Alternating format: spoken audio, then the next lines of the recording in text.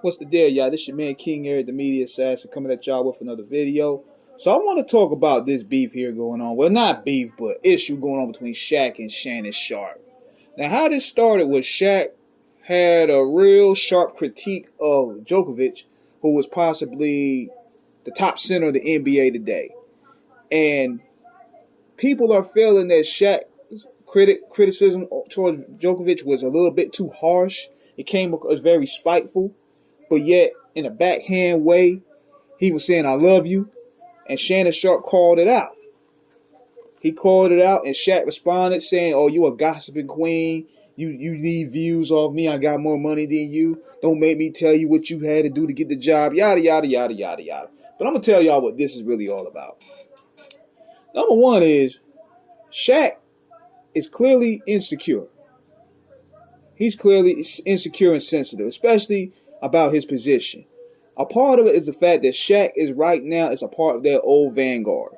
Like, he don't like seeing guys like Djokovic. This is the reality of it, getting the accolades that he used to get. Cause he kept on bringing, well, I was shortchanged the MVP like five, 6 times. Why don't you talk about that, Chuck? Google me, Chuck. You know, things like that. And he feels that now, with the way the NBA is moving, he feels that his legacy is not going to be as remembered. You're not going to remember him as the most dominant center in the NBA. When in reality, it's the pure opposite. Shaq is probably one of the most famous people on this planet. Aside from Michael Jordan, Mike Tyson, Tupac, Kobe Bryant, Muhammad Ali, Shaq is probably up there as one of the biggest names ever. You could go to Czechoslovakia, they know who Shaq is. He's heavily respected in the hip-hop community as well. Possibly the GOAT basketball rapper. But he's also sensitive as hell. You could tell with the interaction between him and Barkley, like, while it's hilarious, you could tell there's a lot of tension there, especially with the personal digs that he give Barkley. Like, he's very, very sensitive, but love to talk about everyone. You don't have these 4 rings, Chuck. Google me, Chuck. Google me, Chuck. I'll punch you in the face, Chuck. What you gonna say, Chuck? Like, it's like that. So, what he probably felt, though, and he admitted this, that he felt he had also underachieved.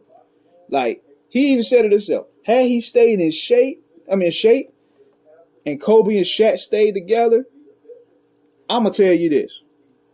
They would have dominated the whole 2000s. They probably would have won 8 rings together.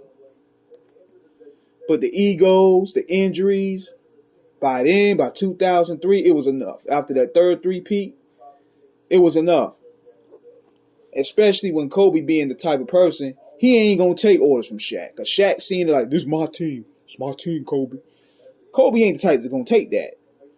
See, he tried that shit with Penny, and he left the LA. But then he tried it with Kobe, and Kobe like, nigga, you ain't bossing me.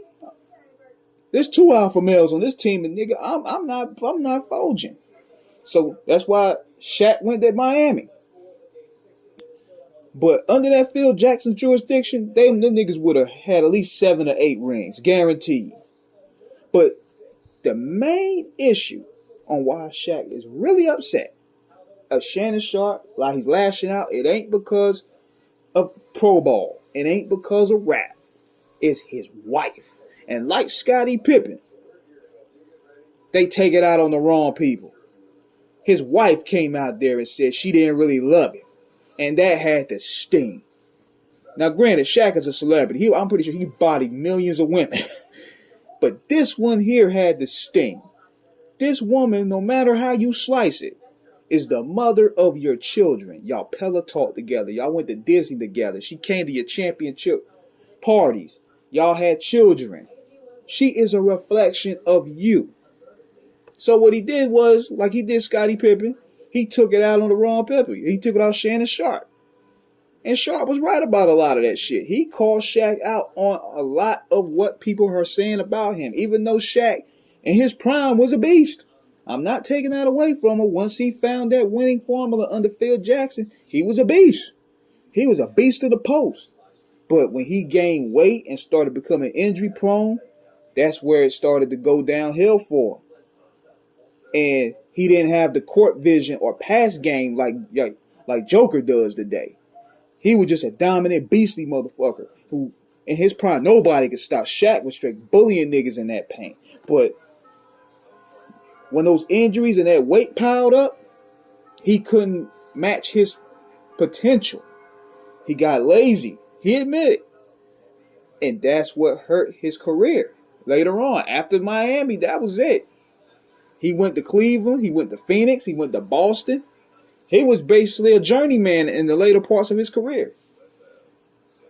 And a lot of that has to do with him, man. A lot of that has to really do with him. And I think that's what burns him up ego-wise.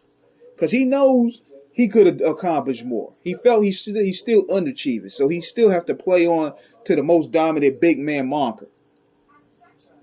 But Sharpe was right about a lot of that. And a lot of these niggas need to quit hating on Shannon Sharpe, man. Because at the end of the day, Shannon Sharpe came in the lane, and he's doing it in a major way where a lot of people haven't figured it out yet.